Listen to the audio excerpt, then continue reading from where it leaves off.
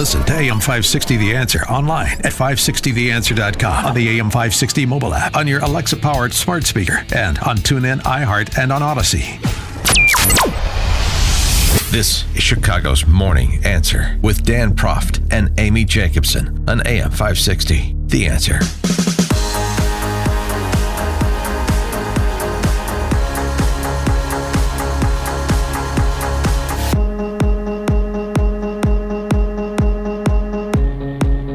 Top of the morning, Dan and Amy. Amy, it's too bad there weren't professors like Luis Leyva teaching math when you were at Iowa. You could have probably made a claim to get out of advanced calculus. Really? Yeah. Why is that?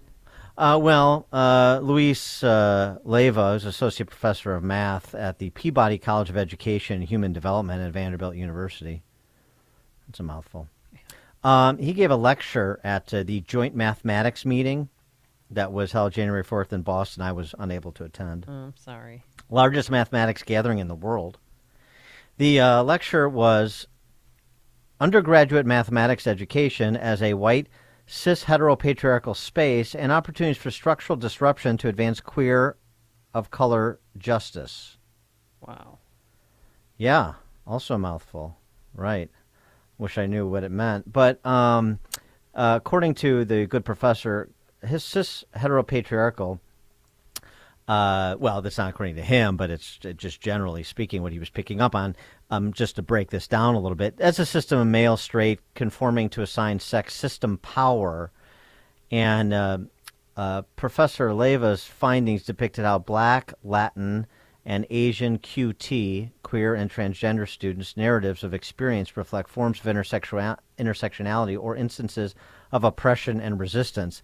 Yeah, I'm sure a lot of kids feel like they're being oppressed in math class. The research followed the educational experiences of 39 undergraduate queer and trans students of color pursuing STEM majors across historically white and minority-serving universities in the United States. I conclude by reimagining undergraduate mathematics education with structural disruptions that advance justice for learners marginalized across intersections of race, gender, and sexuality. This is going very well. What's the annual tuition at Vanderbilt? Probably 80,000. Yeah, it's all intersectionality and all identity and all postmodernism, all breaking down everything by identitarian categories all the time, everywhere, nonstop, in pre-K through post-secondary education. And this is just yet another example to throw on the pile. Well, one person and organization that is doing something to try to hold educational institutions to account under the law is Professor William Jacobson. He's a clinical professor of law at Cornell and director of the Securities Law Clinic there. He's also the founder of LegalInsurrection.com and president of the Legal Insurrection Foundation. Professor Jacobson, thanks for joining us again. Appreciate it. Thank you for having me back on. I'm sure Math Professor Leyva's treatise on the new math, as it were, is not something you're unaccustomed to in the Ivy League, or at least unaccustomed to hearing about. No, unfortunately, there's some sort of mania that has taken over academia where every issue, including math, revolves around race and revolves around the patriarchy. It's almost like that saying, if all you have is a hammer, everything looks like a nail. And so that's their issue, and they're going with it. It's popular among their circles. The rest of the world pretty much thinks they're insane. But math is hard. I'm sorry, math is hard. As somebody who never made it past trigonometry in high school and who barely made it past that, math is hard. It's hard for everybody. To blame that on whiteness or to blame that on the patriarchy or whatever is comical, but it's really sad that it's taken over. What do you think the students think, though? I mean, are they just brainwashed to believe all of this? Well, I think most students just keep their heads down, don't say anything. They live in fear of a bad grade. They live in fear of being called names on the internet. I've seen this in so many different contexts where students will approach me privately or by email and ask me to keep it quiet. expressing frustration with the culture on campuses, which is similar to what you've just described this math professor doing, but they say they're afraid to say anything. And that's why these surveys that have come out in the last 3-4 years consistently show that on college campuses, the significant majority of students are afraid to express their opinions for fear of that sort of retribution, and including liberal students. And you'd think it would be just conservative students, but it's not. Even the liberal students are so afraid of the radical race and radical gender ideology that's taken over the campuses. They were afraid to express traditional liberal views on campus. So it's a bad situation. I would just like, not to even express a viewpoint, I would just like to challenge the quality of the scholarship by asking questions, right? So, Professor, now, tell us more. I'm just trying to get my handle around, my head around this, get a handle on this. So, explain to me, like, how you mentioned trigonometry, like how, like, sine, cosine, trig equations. Explain how those are reflective of some cis hetero patriarchal bias in trigonometry, or if it's geometry. The discussion of the angles of an isosceles triangle or a rhombus. You just explain to me. I don't get it, and I want to get it. So just explain it to me. Let's dig deeper into this and see how well that goes for him.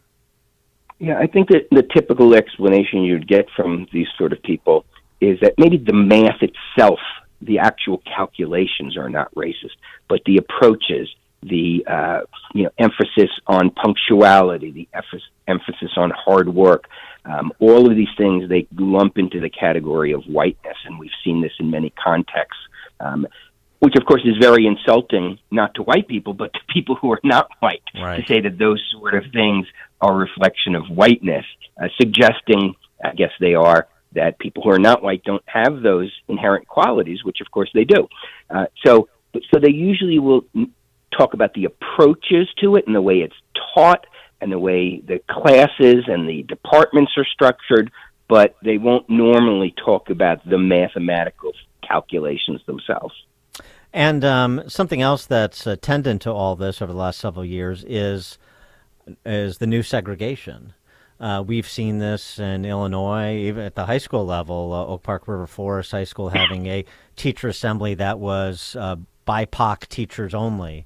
There was a case in Atlanta, a grade school, where a mom sued the school district, a black mom sued the school district because the school was literally putting all the black kids in one class and all the white kids in another class.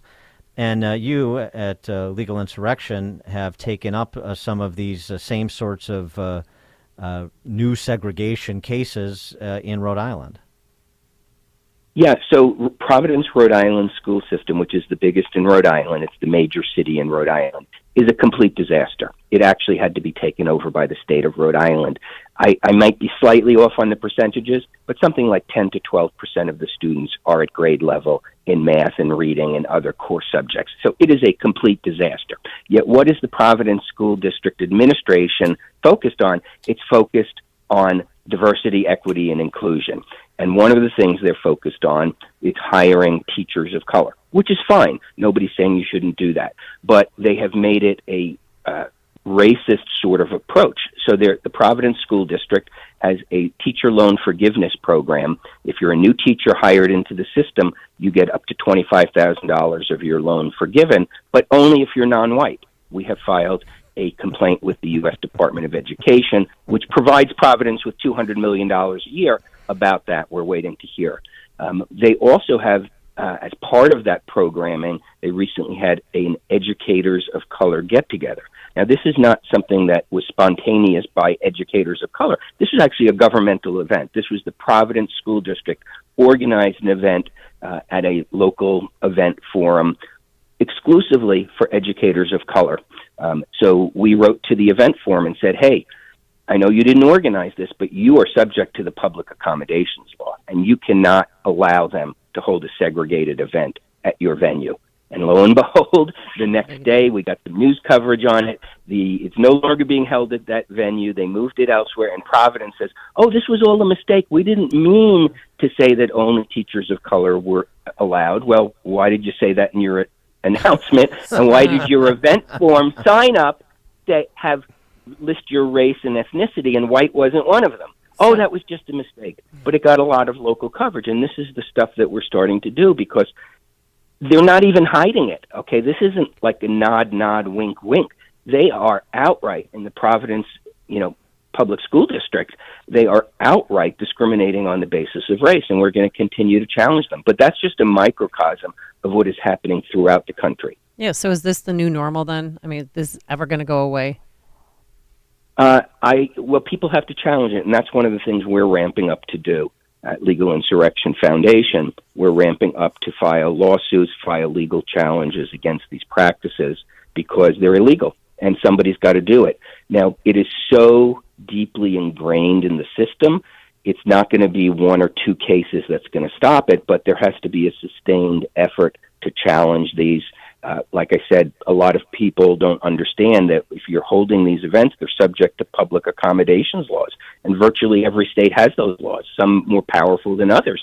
So it's not just the people organizing the event. You can go to the hotel where it's being held. You can go to the restaurant where it's being held and put them on notice. If you allow a segregated event to be held at your place of business, you are in violation of the law.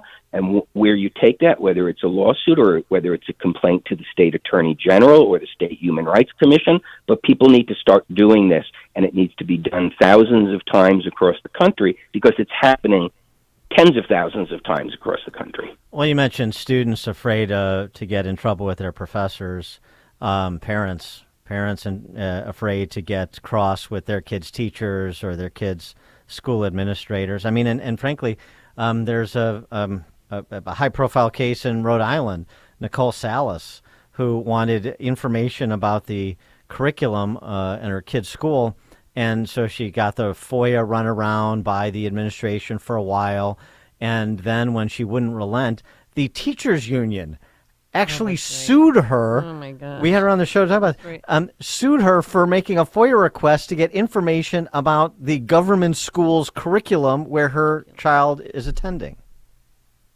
Yeah, I mean, there's Nicole's story, which she told for the first time on Legal Insurrection. Right. There's teacher Ramona Bessinger, who was a middle school teacher who spoke out against the racialized curriculum, which was turning the students against her and against the country.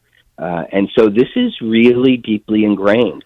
I saw a statistic recently, it sounds actually low to me, that there is $3.5 billion with a B spent on diversity, equity, inclusion in the programming in the country each year. I think it's probably higher than that. If you look at the budgets of these, the 14,000 or 13,000 school districts across the country, I bet you it's more than $3 billion. I bet you it's some multiple of that. There is so much money because we follow these things. We have a website, as you know, called criticalrace.org that documents what's going on in education. It's got to be in the tens of billions. There is so much money flowing towards pushing this stuff. I laugh, or cry maybe is the better word, every time I hear, Sheldon Whitehouse and other people talk about right-wing dark money. It is minimal. It is minimal compared to the left wing. It's not even dark money. It's open money.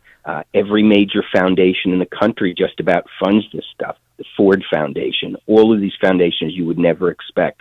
So this is a very deep problem, and people need to wake up to it. But, how do you solve a problem? You do it once. You have to start someplace. And I think challenging these things is the way to start because they haven't been challenged for over a decade, and they're now widespread in the system. Yeah, I mean, it seems to me you have to get over a frontal assault on this because what this is really doing, in addition to the impact on the quality of education and what's happening in particular schools, it's socializing people to say, oh, yeah, that's fine. That's okay if we'll just have this is for minority professors only, minority teachers only, and white people need not attend. This is the classroom for white kids. This is a classroom for black kids. I mean, you start to say, well, if this is what people want, and this culture of deference that Shelby Steele has written so eloquently about, that's just poison. You get people thinking that something that is insane, like resegregation, is that's just fine. Yeah, I mean, how did we get to this point? I mean, Yeah, and we got here over 10, 20, 30 years. It didn't just happen. And the principles of the American civil rights movement have been completely abandoned. The notion that the goal of the American civil rights movement is for blacks and other non-whites to fully participate in our system and enjoy the benefits of the American system, well, that's been largely achieved. Now that that's been largely achieved, the goal of the new radicalized movement is to tear down that system. And so I think that we're really in a place where, and I've said this before, this is in many ways a threat to the survival of the country. They're going to turn us into Yugoslavia of competing ethnicities and competing groups who are at war with each other. And we've moved away from that, okay? Over the last 50, 60 years, we've moved away from that. And they want to bring us back to that dark place of different ethnicities, different races, competing for supposedly limited resources and fighting with each other. And I don't think we need to turn into the former Yugoslavia. He is Professor William Jacobson, clinical professor of law and director of the Securities Law Clinic at Cornell Law School, founder of LegalInsurrection.com and president of Legal Insurrection Foundation, which is doing the work he was just describing. Professor Jacobson, thanks for joining us again. Appreciate it. Great. Thank you. Thank you. And he joined us on our turnkey.pro answer line. Listen to Dan and Amy on your smartphone. Download the AM 560 mobile app today at 560theanswer.com/mobile. Democrats predicted an end to high inflation, but nothing has changed. In fact, food and housing prices are still going higher. Hi, this is Stephen K. Bannon, and I urge you to protect your savings from inflation by diversifying into a physical gold IRA from Birch Gold Group. To see how it works, simply text the word Safeguard to 989898, and you'll get a free info kit on gold IRAs that will explain everything. Again, that's Safeguard to 989898. There's no obligation or purchase